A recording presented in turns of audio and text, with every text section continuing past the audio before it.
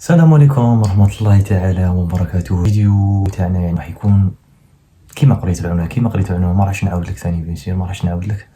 كاين واحد مبلي بالدخان الله يعفو عليه، كاين اللي مبلي بالكحول الله يعفو عليه، كاين اللي مبلي ما على باليش الله يعفو عليه، ولكن انسان مبلي بلي فيديو تاوعي ما راحش نقول الله يعفو عليه الله يزيدو. بيان سور يعني شرف ليك باش تكون يعني مبلي بالفيديو تاوعي، ولكن انسان مبلي بعادات غريبه راح نصدمك بشي ناس كيفاش مبليين بواحد الصوالح ماشي لوجيك. خليك معنا سيدتي وسادتي، بدون مقدمات كالعاده راح ندوزو في الفيديو تاعنا.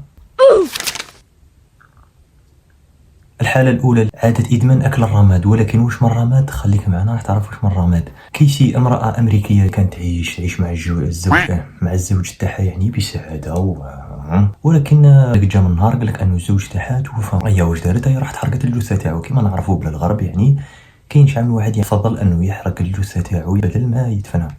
هو حر كل واحد وكيفاه الغرب راك فاهم. ولكن وهي تحرك في الزوج تاعها يحول الى رماد بيان سور كامل، جات راح ترفد هذاك الرماد ديرو يعني في كيس يعني صاشي فاهم. ولكن قال لك واحد الرماد يعني طلعك على وجهه وشها في يده، ولكن قال لك بالخطا يعني بالخطا واحد شويه تاع رماد يعني دخلت في فمها. قالت له واش هذا الذوق؟ قال لك والله غير نذوق شويه يعني الرماد تاع الزوج. قال لك درت كيما هكا ذاقت شويه من الرماد تاع الزوج تاعها، وقال لك ولكن بالصدفه بالخطا عجبها. وقال لك ومن هذاك النهار وهي مدمنه على اكل رماد زوجها فاهم. عسروك اصاحبي عسروك تزوج يحرقوك ويديروا الرماد تاعك يديروا ديسير. بيان سور قال لك يعني هذاك النهار ولات يعني باطا يعني تاع الرماد تاع زوجها يعني دارتو في باطا ورفدته معها دائما. قال لك من هذاك النهار يعني خلاص يعني ولات عندها ادمان، ولات انها ما تقدرش يعني تفوت نهار الا ما تذوق، لا ماشي نهار ما تفوتش ساعه ولا ساعتين بلا ما تذوق يعني الرماد تاع زوجها. ما عرفنا الى هذا مرض ولا هذا الوفاء جي داير كيما هاك. عسروك اصاحبي الحالة مش سهلة، قادر يحرقوك ويديروا الرماد تاعك ديسر.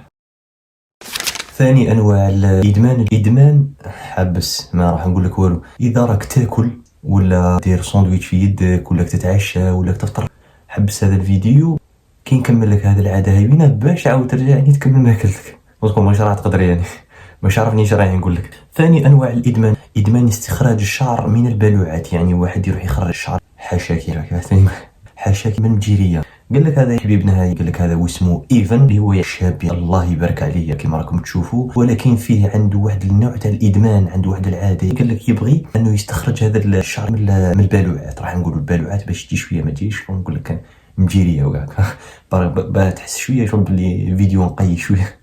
المهم قال لك لهذه العاده يلقى راحته، يلقى واحد الراحه نفسيه كي يدير هذا الشيء، يعني كي يروح يخرج هذا الشعر من البالوعات. قال لك هذه هي الهوايه تاعو، هذه الحاجه اللي يصولاجي بها ويريح بها نفسيا. اذا اسمح لي ولا اذا قلبك دار عليك ولا الله غالب اذا قلبك دار عليك ولا غير سكيبي تقدم شويه في الفيديو بلا ما كملنا هذه العاده.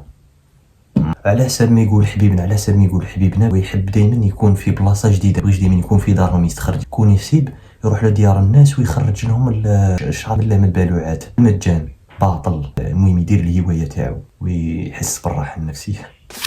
ثالث انواع الادمان ادمان اكل الطباشير. كيما انت حبيبنا تبارك كي تكمل الفطور تاعك ولا العشاء تبارك على ديسير، تبارك على حاجه حلوه تاكلها صلاه دو فروي. كاين بعض الناس اللي عندهم هذا النوع تاع الادمان تاع اكل الطباشير غير يكمل الفطور تاعو ولا الوجبه تاعو ديريكت تبان على طباشير، ياكل ماكلته يكمل حبس. بانت لي على الطباشير، بانت لي باش نديسر الطباشير يجري ويجيب الطباشير ويخلط فيهم الالوان يحطهم في طبسي ميلونجيهم كاع يستيكي صالاد دو فروي تاع الطباشير ويبدا ياكل فيهم. والغريب انهم يلقاو راحتهم كي ياكلوا الطباشير، يحسوا روحك شغل ضرب واحد اكتيفيا مور الماكله، يعني يحس بلي ليستوما تاعو ريحت. ما فهمناش هذا الناس ماشي الحاجه يعني اللي صارت لهم باش ولاو عندهم هذا النوع من الادمان. والله ما عرفت اللي عنده فكره يعني ولا يخليها لنا في الكومنتير.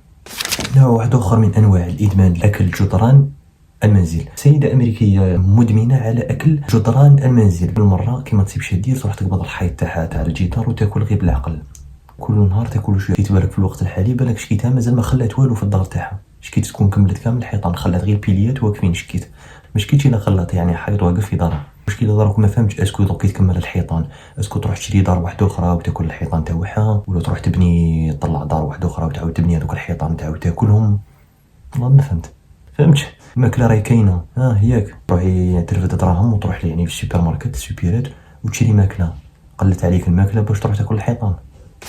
نوع اخر من انواع الادمان اللي هي ادمان لدغات النحل. كيما انت بالك عندك فوبيا من النحل، كاين اللي يعرفوا عنده فوبيا من النحل، يخاف من النحل، اللي ما يبغيش يعني اللدغه تاع النحل كي تقرصوا النحله. كاين واحد الناس اللي يبغوا انه تقرصوا النحله يحس بواحد الراحه نفسيه. اللي نحكي لك فيها ماشي تقرصك نحله وحده ولا لا، كان اللي يبغي انه تقرصوا شحال من نحله، واحده 5 10، كان يروح يدخل يدو في الدركه تاع النحل. فهمت يا صاحبي؟ خليت كاع صوالح اللي تقدر تدمنهم تجي دير ادمان على النحل. نوع اخر من انواع الادمان ما راحش نسميه لك، راح تسمع لي اسطوره وتعرفها. ميشيل امراه تبغي تشرب الدم وتشرب حوالي لتر من الدم يوميا، مع انه راحت الاطباء وقالوا لها بلي ودي هذا الدم اللي تشربيه يعني ممكن قادر يوصلك للموت، يوصلك امراض، ولكن ما اقتنعتش. قلت لهم هذه لا مش حاجه يعني خطأ راني ندير فيها، هذه رغبه طبيعيه اني نبغي نشرب الدم عادي. وقالت لهم لا، وقال لك مازال لحد الان تشرب في الدم. والغريب في الامر قال لك مازال ما صار لها والو، وقال لك تلقى راحتها، قال لك ديراتو كي ساري. قلت لهم كل واحد حر في حياته، انت تبغي تشرب جوي، تبغي تشرب غازوز بعد العشاء، انا ما نبغيش نشرب المشروبات من مور العشاء، نبغي نشرب الدم، نبغي نديسر به، نهبط به ليدام. كل واحد حر في حياته، شنقول؟ الله يشافيها المخلوق. بون هذه هي الشبيبه والرياضه تاعنا. كان هذا هو الفيديو، كان هذا ما فيه. جبنا لكم شويه تاع انواع ادمان غريبه. الشبيبه الى عجبكم الفيديو جيم كومونتير بارطاجي هذا الفيديو، خلي التفاهه تاعهم، قصدي خلي الفائده تاعهم، خلي كاع الناس تستفاد من هذا العادات الادمان اللي ما عندهم حتى فايده، كي راح تشوفهم ولا ما تشوفهمش كيف. هي هذه هي. نتلاقاو في فيديو واحد اخر جماعه. بيس.